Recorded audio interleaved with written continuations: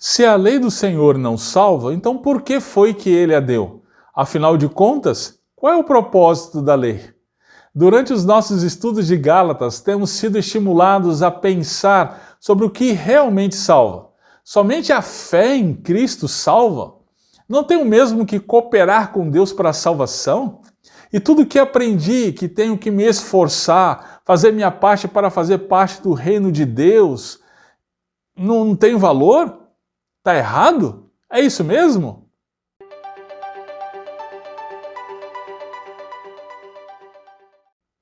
Olá pessoal, bem-vindos a mais uma semana de estudos na Carta de Paulo aos Gálatas. Bem-vindo ao De Frente com Texto. Essa é uma das inquietações que mais ouço e com muita recorrência.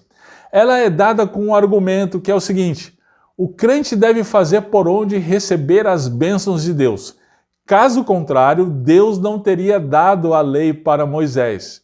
A conclusão, então, desse argumento é: crer em Jesus não basta. Eu tenho que ser o melhor que puder para merecer as bênçãos de Deus. Certo? Não. É exatamente esse pensamento que Paulo está combatendo na sua carta aos Gálatas. Esse pensamento não é novo, não é dos nossos dias. Paulo chama esse pensamento de insensatez. Por quê? Vem comigo, vamos juntos. Vamos para de frente com o texto e entender então o argumento de Paulo. Agora, antes de irmos para o texto, lembre-se de deixar o seu like, deixar o seu comentário. Se ainda não se inscreveu, se inscreva no nosso canal. Isso ajuda a fomentar o nosso canal e a palavra de Deus ser levada para muitas outras pessoas. Então, vamos junto, vamos lá para o De Frente com o texto, pega papel, pega caneta, pega sua Bíblia e vamos para Gálatas capítulo 3, verso 15 a 29. Muito bem, gente, vamos para o texto. Gálatas capítulo 3, verso 15 a 29, está na sua tela e a versão que eu estou usando é Almeida Corrigida Fiel. Diz assim: irmãos, como o homem fala, se a aliança de um homem for confirmada, ninguém a anula nem a acrescenta. Ora, as promessas foram feitas a Abraão e à sua descendência. Não diz e as descendências, como falando de muitas, mas como de uma só, e a tua descendência, que é Cristo. Mas digo isto, que tendo sido a aliança anteriormente confirmada por Deus em Cristo, a lei, que veio 430 anos depois, não a invalida, de forma a abolir a promessa. Porque se a herança provém da lei, já não provém da promessa. Mas Deus, pela promessa, a deu gratuitamente a Abraão. Logo, para que é a lei? Foi ordenada por causa das transgressões, até que viesse a posteridade a quem a promessa tinha sido feita, e foi posta pelos anjos na mão de um mediador. Ora, o mediador não o é de um só, mas Deus é um. Logo, a lei é contra as promessas de Deus? De nenhuma sorte, porque se fosse dada uma lei que pudesse vivificar, a justiça, na verdade, teria sido pela lei. Mas a Escritura encerrou tudo debaixo do pecado, para que a promessa pela fé em Jesus Cristo fosse dada aos crentes. Mas antes que a fé viesse, estávamos guardados debaixo da lei e encerrados para aquela fé que se havia de manifestar. De maneira que a lei nos serviu de tutor para nos conduzir a Cristo, para que pela fé fôssemos justificados. Mas depois que veio a fé, já não estamos debaixo de tutor. Porque todos sois filhos de Deus pela fé em Cristo Jesus. Porque todos quantos fostes batizados em Cristo, já vos revestistes de Cristo. Nisso não há judeu nem grego, não há servo nem livre, não há macho nem fêmea, porque todos vós sois um em Cristo Jesus. E se sois de Cristo, então sois descendência de Abraão e herdeiros conforme a promessa. Amém. Muito bem, gente. Na semana passada vimos que esse texto faz parte de um texto maior, que é Gálatas capítulo 3, verso 1 a 29. Nós vimos que a mensagem central é: se deixar levar pelo falso evangelho é insensatez. E aí, por conta da extensão do texto, nós estudamos as duas primeiras partes, que é Gálatas capítulo 3, verso 1 a 14. Agora a gente vai ver a terceira parte, ok? Na primeira parte, lembre-se, nós vimos que se deixar levar pelo Evangelho é insensatez por causa da nossa experiência de salvação por meio da fé em Cristo e a atuação do Espírito Santo. Na segunda parte, nós vimos que se deixar levar pelo falso evangelho é insensatez por causa do testemunho das Escrituras. Então agora na terceira parte, que é o verso 15 ao verso 29, nós vamos ver a mensagem central, que é a seguinte: se deixar levar pelo falso evangelho é insensatez, porque a promessa veio antes da lei e é alcançada por meio da fé em Cristo, ok? Então vamos lá, vamos entender melhor esta mensagem. Ela está disposta em duas partes, verso 15 até o verso 20 e verso 21 até o verso 29.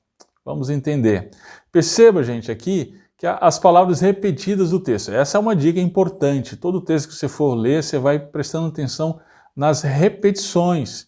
E as repetições aqui nesse texto são promessa, lei e fé. Entender a correlação entre essas palavras, então, é fundamental para a gente entender o argumento de Paulo nesse texto. Vamos começar aqui pela primeira palavra repetida várias vezes, promessa. Veja aqui as repetições no texto. Vamos lá. Vamos começar aqui dessa primeira parte, verso 15 até o verso 20. A gente vai ver o que Paulo fala a respeito da promessa aqui. E é o seguinte: se deixar levar pelo falso evangelho é insensatez, porque a promessa veio antes da lei. Ok? Vamos dar uma olhada aqui, olha só. Paulo começa no verso 15 dizendo que fala como homem. Isso significa que ele vai usar agora um argumento humano, da lógica humana, ok?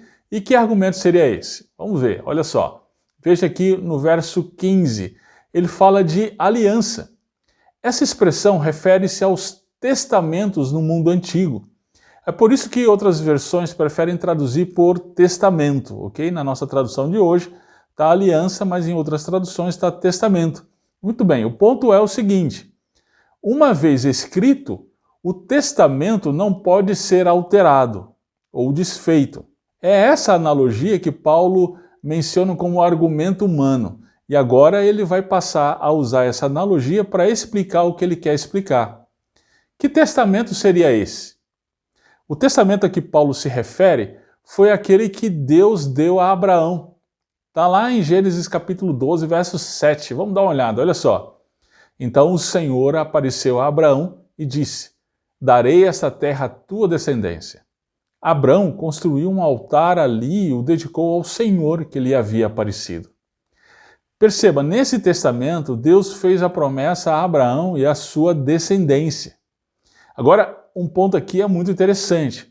Veja no verso 16 de Gálatas que Paulo faz questão de explicar que a descendência não está no plural, ela está no singular. Por quê? Porque no plural, os antigos judeus acarretavam em erro de achar que somente os israelitas eram filhos e por isso podiam herdar a promessa. Mas aí Paulo corrige esse pensamento afirmando que a promessa foi dada à descendência, e isso no singular. A palavra em Gênesis 12, 7, é interessante a gente perceber isso aqui. A palavra é semente. A semente de Abraão foi dada a promessa. É bem interessante então a gente lembrar que essa é a mesma palavra usada lá em Gênesis 3,15. Vamos dar uma olhada? Olha só. E porei inimizade entre ti e a mulher, entre a tua semente e a sua semente. Esta te ferirá a cabeça e tu lhe ferirás o calcanhar. Tanto na promessa de Gênesis 3,15 quanto na promessa de Gênesis 12,7, a semente ou descendência refere-se a uma só pessoa. Sendo assim, quem é essa semente ou descendência? Veja aqui em Gálatas, no verso 16, Paulo vai dizer: a descendência de Abraão é Cristo. A descendência é o descendente, é Jesus Cristo. E aí na sequência, no verso 17, Paulo diz que esse testamento foi confirmado por Cristo. O que Paulo está querendo dizer? Significa que o testamento obteve o cumprimento quando Jesus veio e pagou pelo perdão dos nossos pecados. Jesus é o descendente de Abraão que lhe traria a promessa. Agora, em seguida, no verso 17, Paulo diz que a lei veio 400 anos depois. Paulo está se referindo à lei de Moisés, ok? Então, essa lei, ela veio 430 anos depois da promessa que foi feita a Abraão. Então a questão é, gente, será que a lei que veio depois da promessa invalida a promessa? Lembre-se da analogia de Paulo sobre o testamento. Nada pode invalidá-lo. Então, a resposta de Paulo é não. Nada pode invalidar a promessa que veio da aliança, nem mesmo a lei. Dá uma olhada aqui, gente, no verso 18, que Paulo vai justificar. Ele segue com um porquê. A lei não pode invalidar a promessa, porque se a herança viesse da lei, ela não poderia vir da promessa.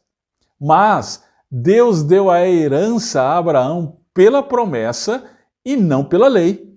E Paulo ainda acrescenta, olha só, olha aqui no verso 18, Deus deu a Abraão a promessa gratuitamente. Ou seja, Deus deu a herança a Abraão sem que ele tivesse que cumprir a lei, sem que ele tivesse que ser circuncidado, tivesse que guardar o sábado ou qualquer outra exigência da lei.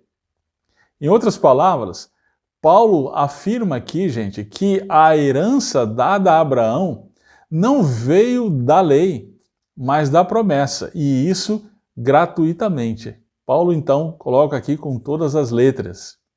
Gente, eu sei o quanto isso parece ser ilógico para a nossa mentalidade. É como se ganhássemos o prêmio antes mesmo de começar a corrida. Mas é exatamente esse o ponto de Paulo, e é especificamente por isso que ele foi tão perseguido pelos judeus de sua época e continua a ser rejeitado ainda hoje. Por quê? Porque todas as religiões, gente, se fundamentam no mérito humano. Eu acabo de chegar de Moçambique, com uma passagem que fiz pela Etiópia. Na Etiópia, eu fui acordado às 5 da manhã com o som de uma mesquita chamando para a oração matinal. A lógica é o seguinte: quanto mais eu oro, mais Alá me favorece. Essa é a mesma lógica de muitos evangélicos hoje no Brasil. Quanto mais eu oro, quanto mais dinheiro eu dou aos pobres, quanto mais honesto e dedicado eu for nos meus negócios, mais o Senhor vai me favorecer. E aí, quando chegam os intempéries da vida, os problemas, dificuldades da vida, então logo a gente pensa, é porque eu não orei o suficiente, não me dediquei o suficiente. Percebe qual é o ponto aqui que Paulo está combatendo? Ok, então aí a gente pergunta, né? Ok, joia, mas qual que é o propósito da lei então? Se a lei não foi dada para que quem a cumpra receba a herança, então para que ela foi dada? Bem, essa é a pergunta que Paulo faz no verso 19. Vamos ver como Paulo responde aqui. Lembra que eu falei das repetições? Nós vimos a promessa, agora tem uma outra repetição, que nós vamos ver agora. É a lei. Olha a resposta de Paulo, então, aqui no verso 19, e ele vem explicando qual é o propósito da lei. Olha só.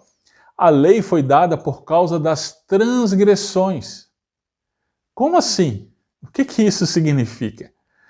Uma das coisas que o pecado faz, gente, é nos fazer cegos para ele. Nós somos desesperadamente rebeldes contra Deus e pior, sequer percebemos isso. Nos achamos boas pessoas. Fazemos uma média que possamos estar dentro e aí pronto. Afinal, ainda a gente justifica, não é?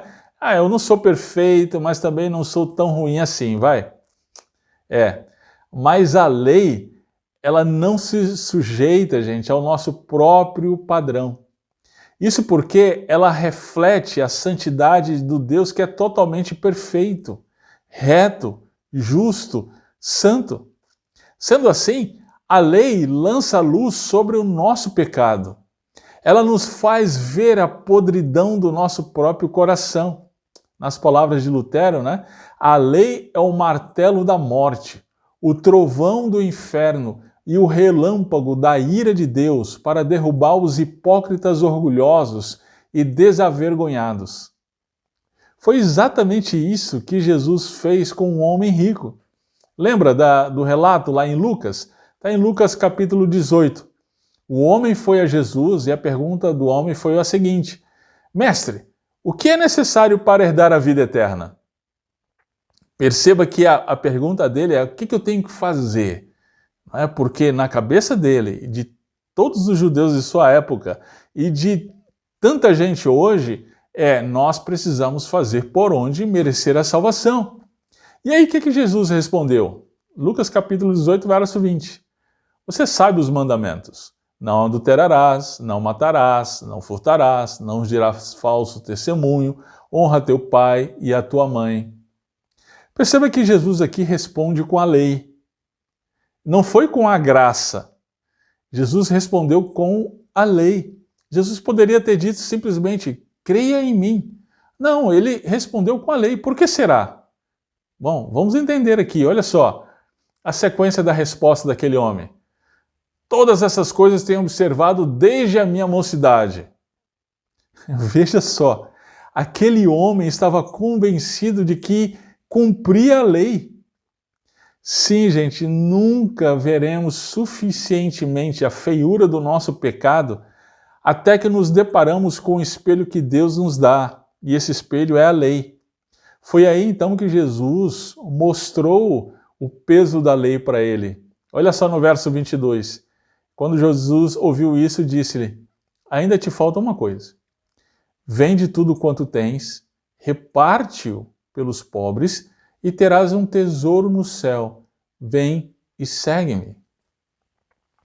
Gente, aqui está a lei confrontando aquele homem.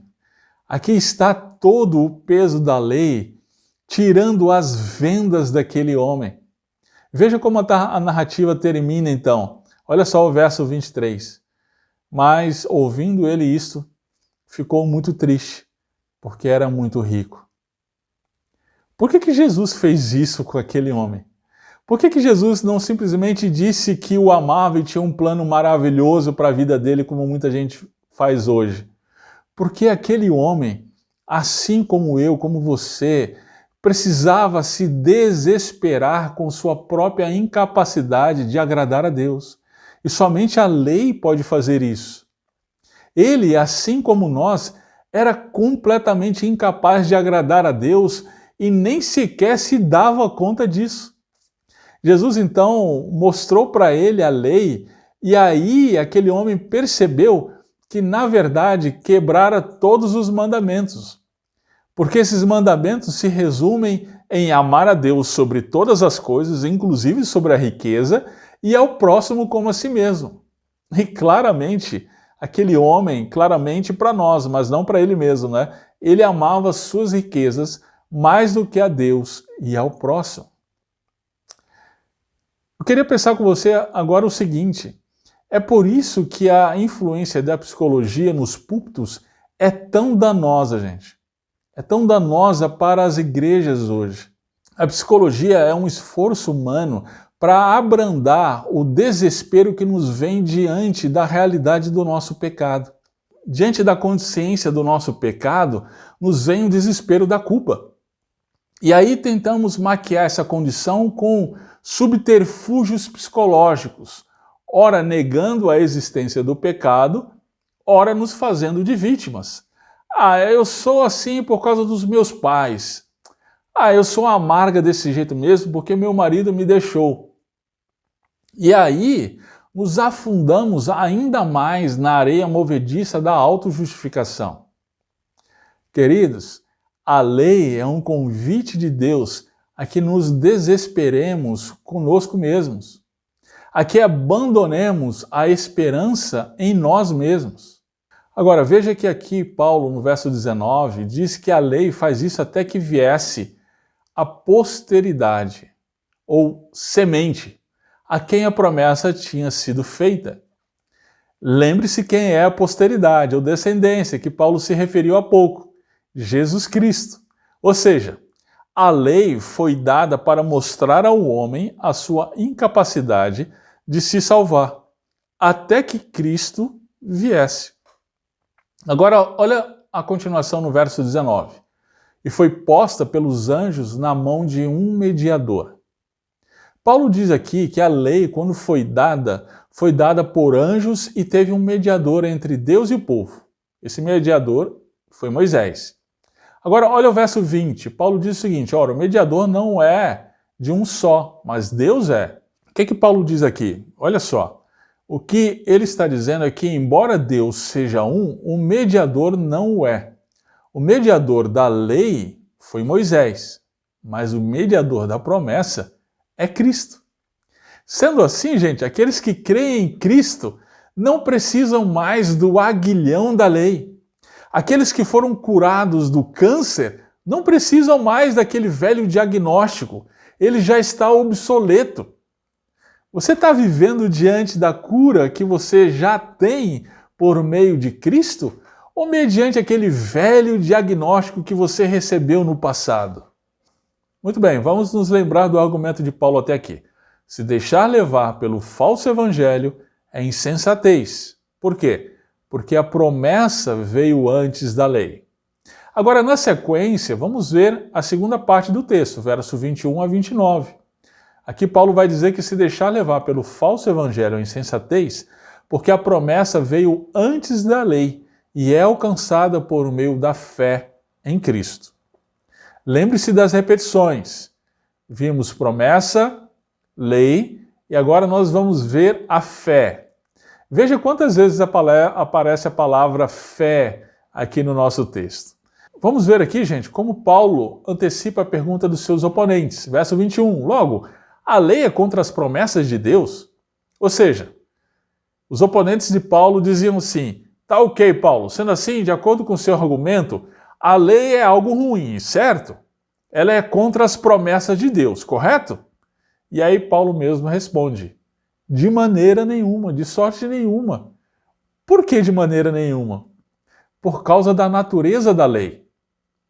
A lei não foi dada para justificar, para salvar. Mas isso não faz a lei ruim. Paulo diz aos romanos que a lei é boa.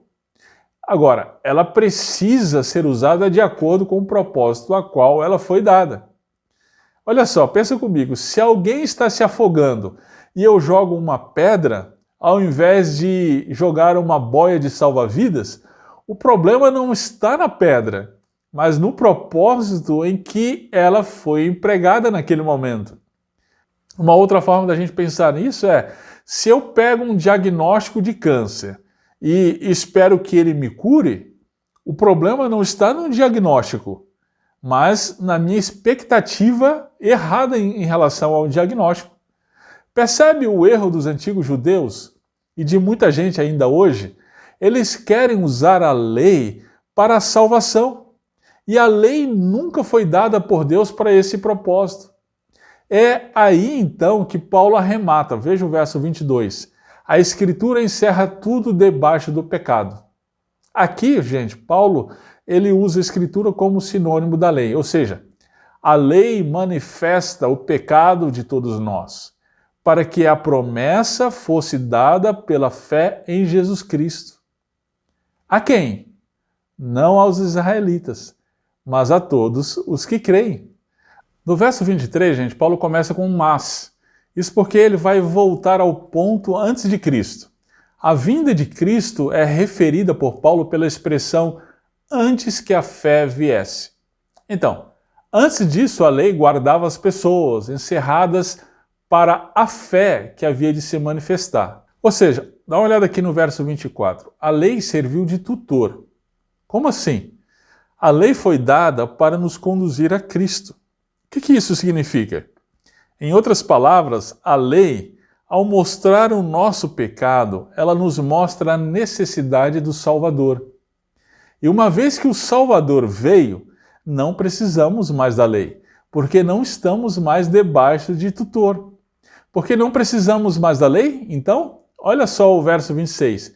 Porque a fé no Salvador, Cristo, nos fez filhos de Deus. Agora, veja o verso 27. Aqueles que foram batizados em Cristo, ou seja, foram imersos em Cristo, são revestidos de Cristo. Essa expressão, gente, é para explicar a nossa união com Cristo. União essa que foi realizada por meio da fé.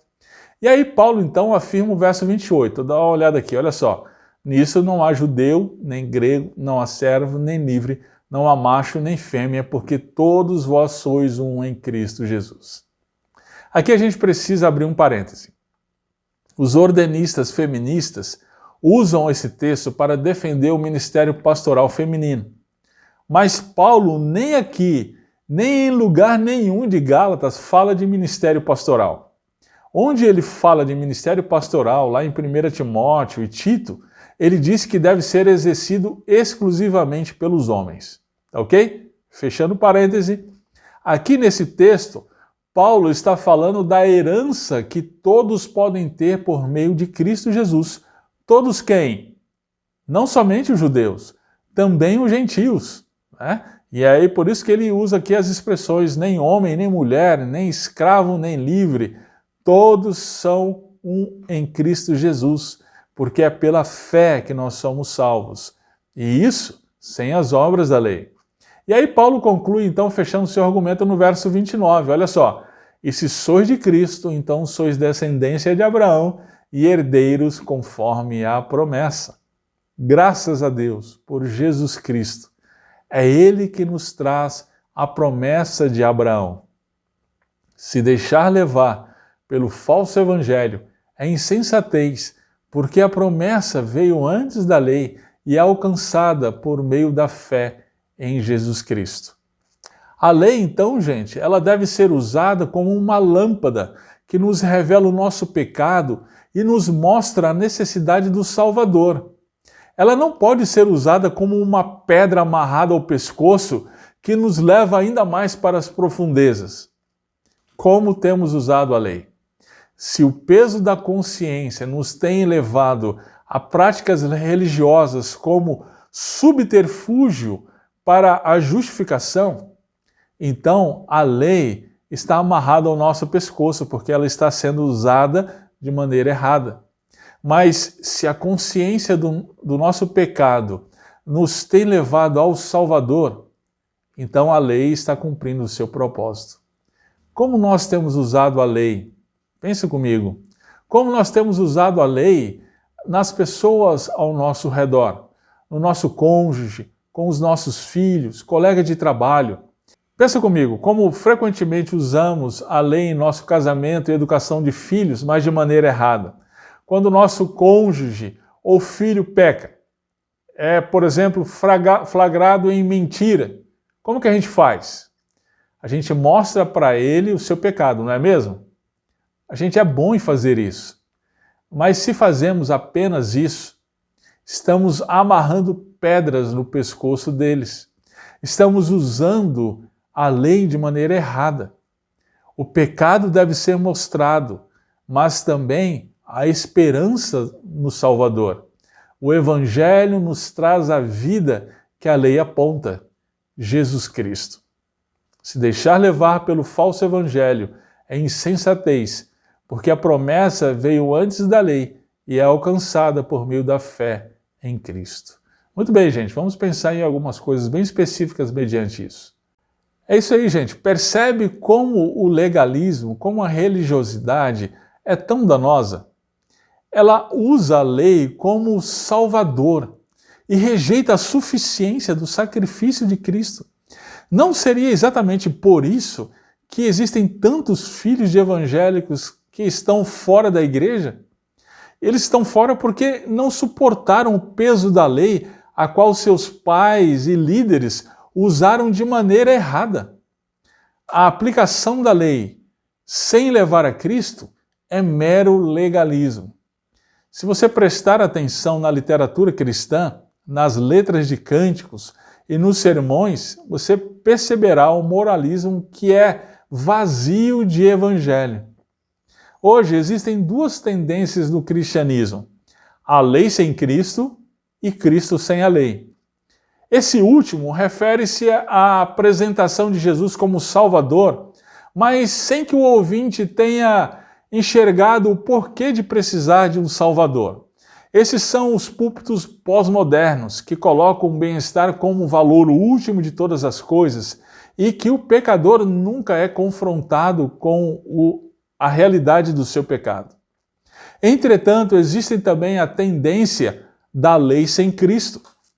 Pensemos, por exemplo, particularmente nos sermões que nós, infelizmente, gostamos de ouvir. A tendência de lei sem Cristo também está presente em um número enorme de sermões dos nossos dias. São os sermões destituídos do Evangelho. É o faça isso, faça aquilo, seja isso, seja aquilo. A gente precisa entender, gente, que pregação cristocêntrica não é mencionar Jesus no sermão. É apresentá-lo como solução única e suficiente de Deus para o desespero que a lei nos traz, por conta da realidade do nosso pecado. Cristo é o centro da nossa pregação quando a lei é corretamente aplicada, levando o pecador a desesperar-se consigo mesmo, e aí o Salvador é apresentado como a bendita e única solução de Deus para o perdido. Se deixar levar pelo falso evangelho é insensatez, porque a promessa veio antes da lei e é alcançada por meio da fé em Cristo Jesus. Amém. Glória a Deus. Muito bem, gente, ficamos por aqui hoje. Tenho certeza que está sendo útil para você os estudos em Gálatas. Sendo assim, deixa seu like, deixa seu comentário. Se tiver alguma dúvida, pode deixar aí a sua pergunta. E vamos continuar juntos, crescendo no conhecimento do Senhor por meio do estudo de Gálatas. Vamos continuar de frente com o texto.